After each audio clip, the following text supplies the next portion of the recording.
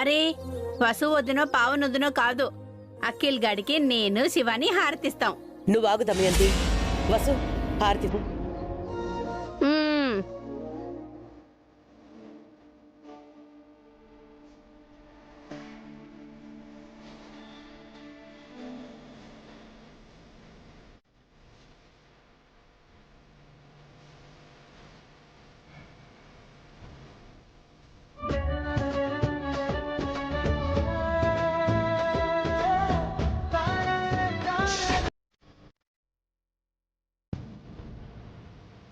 I'm sorry అన్నయ్య, I'm very sorry. Sorry ఎందుకు అఖిల్? నా వల్ల వదిన మీరు చాలా ఇబ్బంది పడ్డారు. ఇబ్బంది ఏముంది అఖిల్? నీ మీద నింద పడితే మేము చూస్తూ ఊరుకుంటామా? నన్ను నమ్మినందుకు చాలా థ్యాంక్స్ వదిన. నేను నేరం చేయలేదని నా కోసం ఫైట్ చేశారు. బన్నీకి నువ్వు యాక్సిడెంట్ చేశావంటే మేమెలా నమ్ముతాంరా? మన అన్నదమ్ములని విడదీయడానికి ఎవరో కావాలని ప్లాన్ చేస్తున్నారు అభి. మన మీద కుట్ర చేస్తున్నారు.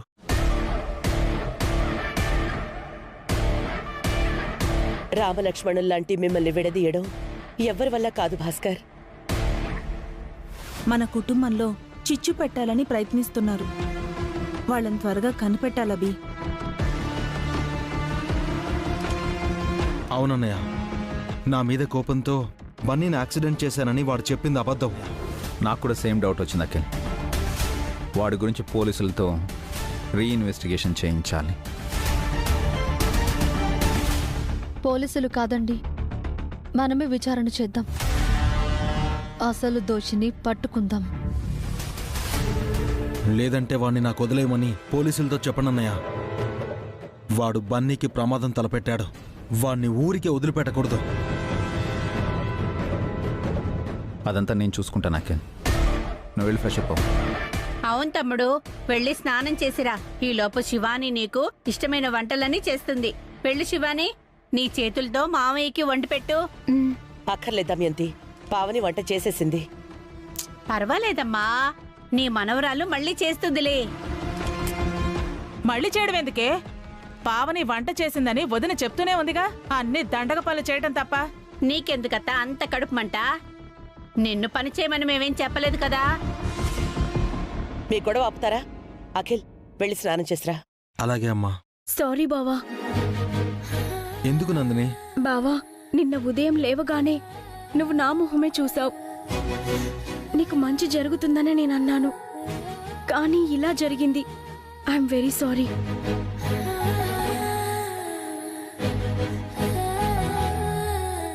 లేదు నందిని, యూ డోంట్ వరీ. ఇలా జరగడానికి కారణం నువ్వు కాదు, మనకు తెలియని శత్రువులు. త్వరలోనే ఆ శత్రువుల్ని పట్టుకుందాం. బన్నీ యాక్సిడెంట్కి, అఖిల్ అరెస్ట్కి, అన్నింటికి శిక్ష వేయిద్దాం. అఖిల్ పద.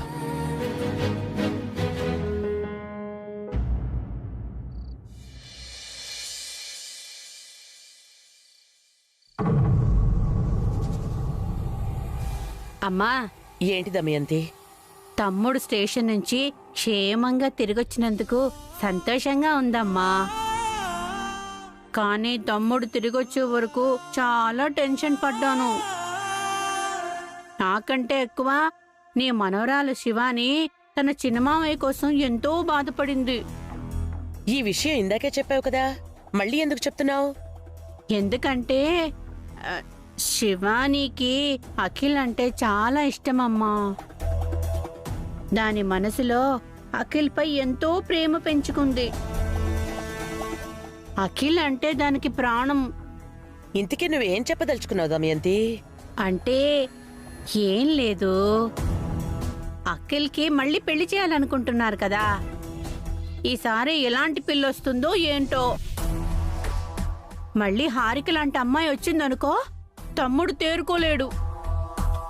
అందుకని అందుకని తమ్ముడికి శివానినిచ్చి పెళ్లి చేద్దామమ్మా. ఏం మాట్లాడుతున్నావు దమయంతి? శివాని అయితే వాళ్ళ మావయ్యని చక్కగా కంటికి రెప్పలా చూసుకుంటుంది. నీ కళ్ళ ముందు పెరిగిన పిల్ల కదా, దాని గురించి నీకు బాగా తెలుసు. నువ్వు చెప్పిన మాట వింటుంది. ఎంతైనా నీ మనవరాలు కదమ్మా, వాళ్ళకి పెళ్లి చేద్దామమ్మా. అది కాదు దమయంతి. నన్ను చిన్నప్పుడే పిన్నికి దత్త తెచ్చి బయటికి పంపించేశావు. ఎన్నాళ్ళు అష్ట కష్టాలు పడ్డాను. కనీసం నా కూతురునైనా ఈ ఇంట్లో సుఖపడినివ్వమ్మా. నేను అనుభవించని ఆనందాలు కనీసం దాన్నైనా అనుభవించనివ్వు. నేను చెప్పేది ఒకసారి విను దమయంతి. నువ్వు పెళ్లికి ఒప్పుకొని తీరాలమ్మా. ఇప్పటి వరకు నేను నోరు తెరిచి నిన్ను ఏమీ అడగలేదు. ఈ ఒక్క కోరికైనా తీర్చు, నిన్నింకేమీ అడగను. ఈ విషయం నాతో మాత్రమే చెప్పావా? ఇంకెవరితో అయినా చెప్పావా? ముందు నీకే చెప్తున్నానమ్మా. కావాలంటే నీ కాళ్ళు పట్టుకుంటానమ్మా. నన్ను తొందర పెట్టకు దమయంతి. బాగా ఆలోచించి తీసుకోవాల్సిన నిర్ణయం. నువ్వు నేను అనుకుంటే పెళ్లి జరగదు. అన్నయ్యలతో వదినలతో నువ్వే మాట్లాడమ్మా, వాళ్ళని ఒప్పించు. వాళ్లతో పాటు అఖిల్ అభిప్రాయం కూడా కావాలి. అమ్మా, నువ్వు చెప్తే అఖిల్ గడు కాదంటాడా ఏంటి? శివానిపై అఖిల్కి ఎలాంటి నిర్ణయం ఉందో తెలియదు కదా దమయంతి. శివానీని అఖిల్కిచ్చి పెళ్లి చేద్దామని ఎప్పటినుంచో అనుకున్నాను. 2 ఏళ్ల కిందటే అడుగుదామనుకుంటే అప్పుడు శివాని చదువుకుంటోంది. పైగా అఖిల్ హారికను ప్రేమించి పెళ్లి చేసుకుంటాను అన్నాడు. అందుకే నేను అడగలేకపోయాను. ఇప్పుడు అడుగుతున్నాను. ఈ పెళ్లి నా కోరికలా కాకుండా నీ కోరికలా అఖిల్తో చెప్పమ్మా. అఖిల్ ఒప్పుకుంటాడు. అది కాదు. అమ్మా, 2 కోడళ్ళని బయట నుంచి తెచ్చుకున్నావు. వాళ్ళకంటే నా కూతురు తీసిపోయిందా? చచ్చా, శివానీని నీ చిన్న కోడల్ని చేసుకోమ్మా. నీ చెప్పు చేతల్లో ఉంటుంది. సరే, నేను ఆలోచించి చెప్తాను. నువ్వు తొందరపడి ఈ విషయం ఎవరికి చెప్పకు, సరేనా? ఆహా, నీ మీదే ఆశలు పెట్టుకున్నాను. నువ్వే దిక్కమ్మా.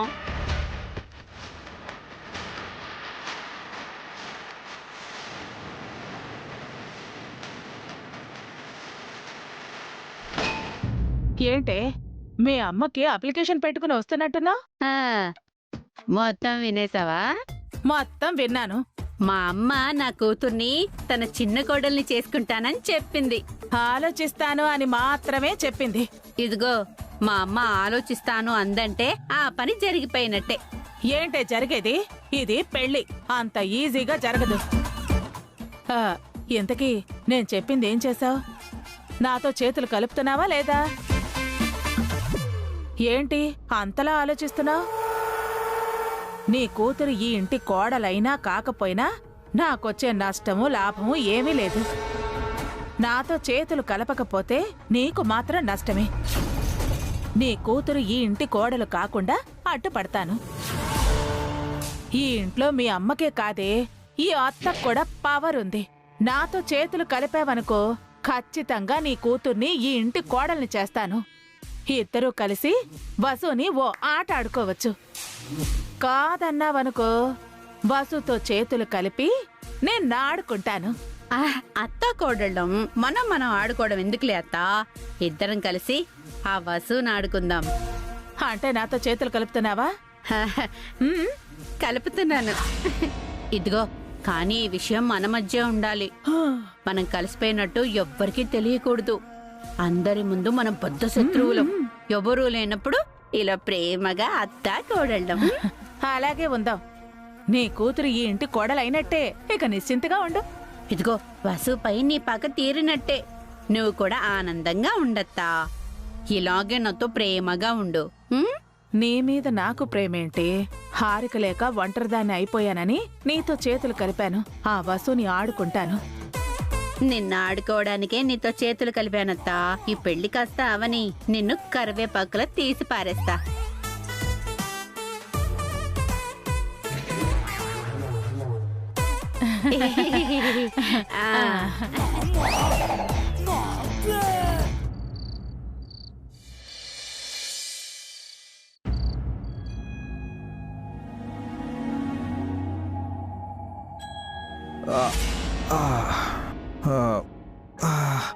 ఏమైందండి? ఏం లేదు వసు గారు. మరెందుకు షర్ట్ వేసుకోవడానికి అంత ఇబ్బంది పడుతున్నారు? అది హ్యాండ్ చేతికి ఏమైంది?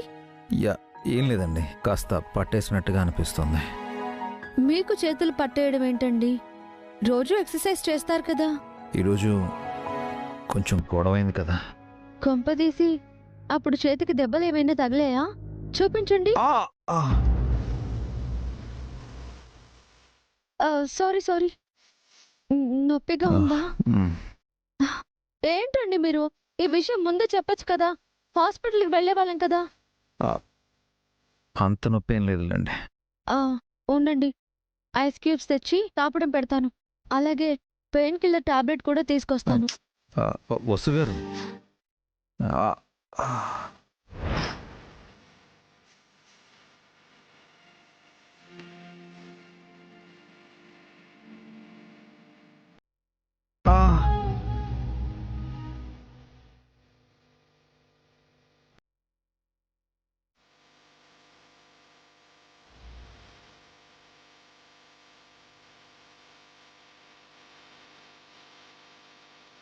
మీకంటే చిన్నపిల్లలే బెటరు. ఏ నొప్పి వచ్చినా చెప్తారు. ఇంత పెద్దవారు అయ్యుండి నొప్పిని దాచిపెడుతున్నారు. మీరు ఇలా కంగారు పడతారనే చెప్పలేదు. మీ నొప్పి కంటే నా కంగారు ఎక్కువ. ఇంకెప్పుడు ఇలా చేయకండి, అర్థమైందా? ఓకే. ఇంకా నొప్పి తగ్గలేదా? పదండి హాస్పిటల్కి వసు వెళ్దాం. గారు, పెద్ద డాక్టర్లా మీరే ట్రీట్మెంట్ చేశారు కదా, మళ్ళీ హాస్పిటల్కి ఎందుకు? మీకు వేళాకోళం అయిపోయింది. అంత నొప్పి ఇంతసేపు ఎలా భరించారు? అఖిల్ రిలీజ్ అయ్యాడన్న ఆనందంలో నొప్పి తెలియలేదండి. ఆ క్రెడిట్ మొత్తం మీదే వసు గారు. సీసీటీవీ ఫుటేజ్ చూసి యాక్సిడెంట్ చేసిన వాడు పారిపోతూ ఫైన్ కట్టాడని చెప్పారు. అది మీరు నోటీస్ చేసి ఉండకపోతే వాడు మనకు దొరికేవాడే కాదు. కానీ వాడితో ఫైట్ చేసి పట్టుకుంది మీరే కదా. ఏదైతేనే అఖిల్ని క్షేమంగా ఇంటికి తీసుకొచ్చాము. ఇంతకీ వాడు చెప్పింది నిజమేనంటారా? వాడు అఖిల్తో గొడవ కారణంగా కావాలనే బన్నీని యాక్సిడెంట్ చేసి అఖిల్ నిరికించాడా? అంటే వాడు అబద్ధం చెప్పాడంటారా? వాడి వెనుక ఇంకెవరు ఉండి ఇదంతా చేసుంటారని అనుకుంటున్నారా? అయితే వాళ్ళెవరు?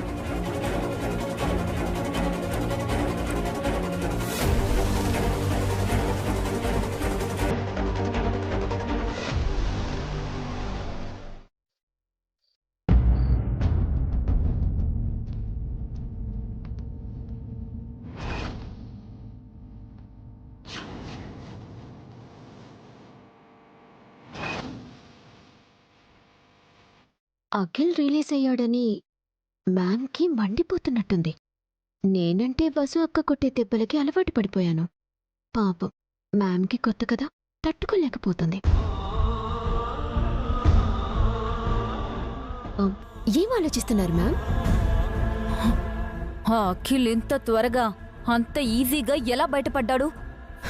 మన వాడు దొరికిపోయాడు, అఖిల్ తప్పించుకున్నాడు. అదే నాకు డైజెస్ట్ అవ్వట్లేదు. అసలు మన వాడిని ఎలా పట్టుకున్నారు? నేను ముందే చెప్పాను కదా మ్యామ్, అభిబావ వసు అక్కలు సామాన్యులు కారు అని. వాళ్ళు తలుచుకుంటే ఏవైనా చేస్తారు.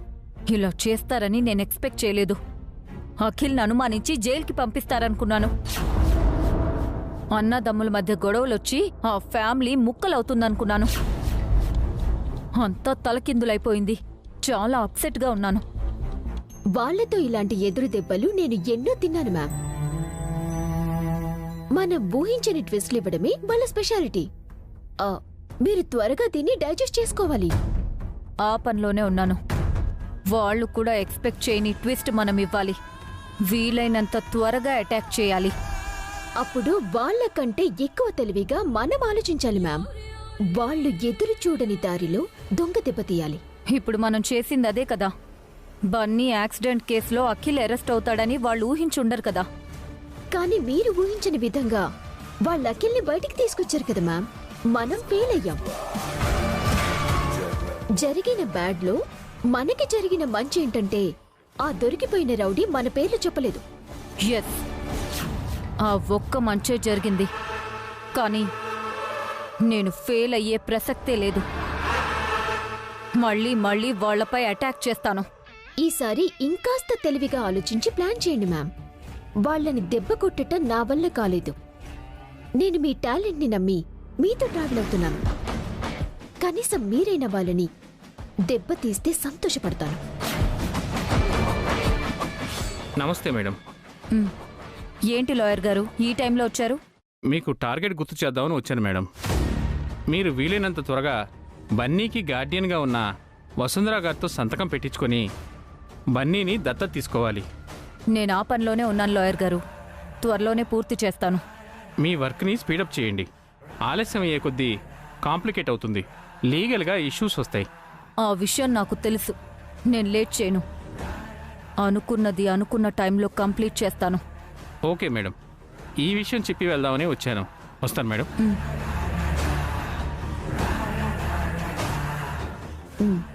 లాయర్ చెప్పింది నిజమే మ్యామ్. మనం లేట్ చేసే కొద్దీ ఇష్యూస్ పెరిగిపోతూ ఉంటాయి. మనం ఫేస్ చేయలేం. నేను ఫైట్ చేస్తాను హారిక. ఇప్పటి వరకు నేను ఫెయిల్ అయిందే లేదు. కానీ అక్కడున్నది అభిరామ్, వసుంధరలు మ్యామ్. బన్నీ యాక్సిడెంట్ వెనుక, అఖిల్ అరెస్ట్ వెనుక ఉన్నది మనమే అని తెలిస్తే ఫైట్ చేయటానికి మనకి ఫ్యూచర్ ఉండదు. ఇద్దరం పాతాళంలో ఉంటాం. ఆ పరిస్థితి రానివ్వను. నా భర్త సంపాదించిన ఆస్తి నాకే దక్కాలి. దానికోసం ఎంత దూరమైనా వెళ్తాను, ఏమైనా చేస్తాను. ముందు ముందు నేనంటే ఏంటో నువ్వే చూస్తావు.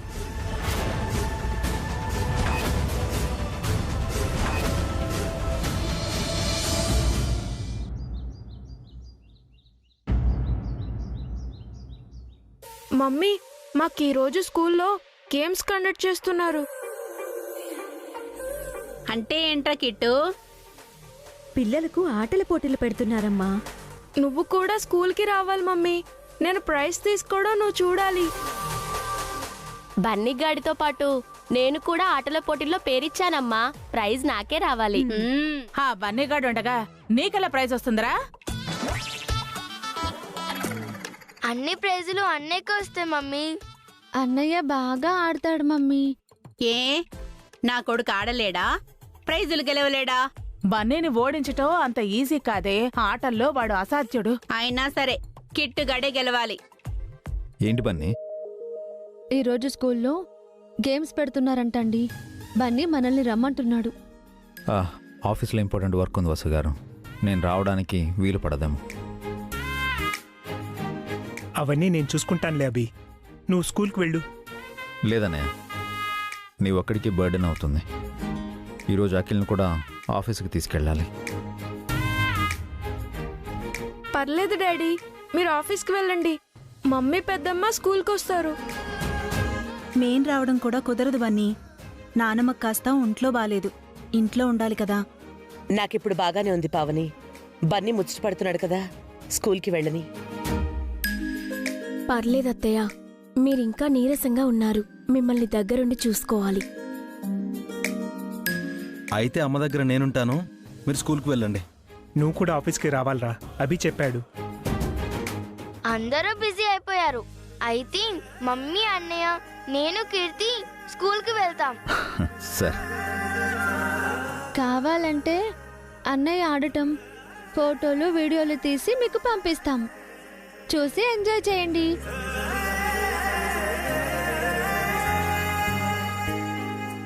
ఇదిగో చూడత్తా, నా కొడుకు ఆటల పోటీల్లో గెలవడం చూసి నేను ఎంజాయ్ చెయ్యాలి. అప్పుడు ఎలాగైనా మనం ఆ బన్నీని ఓడించాలి. పైగా వసు కూడా వాడికి తోడుగా ఉంటుంది. అయితే వసు వదిన బన్నీగణ్ణి కలిపి ఓడిద్దాం. ఆ బన్నీగణ్ణి ఓడించి కిట్టుగణ్ణి గెలిపిద్దాం. నాకంటే ఆ బన్నీగాడికే ఎక్కువ మార్కులు వచ్చాయి. కనీసం గేమ్స్ లో అయినా వాణ్ణి నేను ఓడించాలమ్మా. పదండి, స్కూల్కి టైం అవుతోంది. పదనానా, పదండి. Bunny, all the best. Thank you daddy. Anu, Keerthi, bye. బాగా ఆడండి. అమ్మా వెళ్ళొస్తా పావని. కిట్టును తీసుకుని నేను అత్తయ్య స్కూల్కి వెళ్తున్నాం. శివాని ఇంట్లోనే ఉండి నిన్ను చూసుకుంటుంది. సరే, పిల్లల్ని తీసుకుని వసు కూడా స్కూల్కి వెళ్తోంది. అందరూ కలిసి వెళ్ళండి.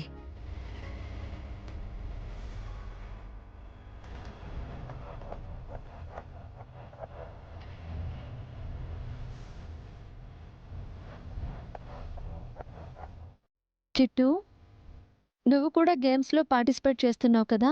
అవును, ప్రైజ్ నాదే.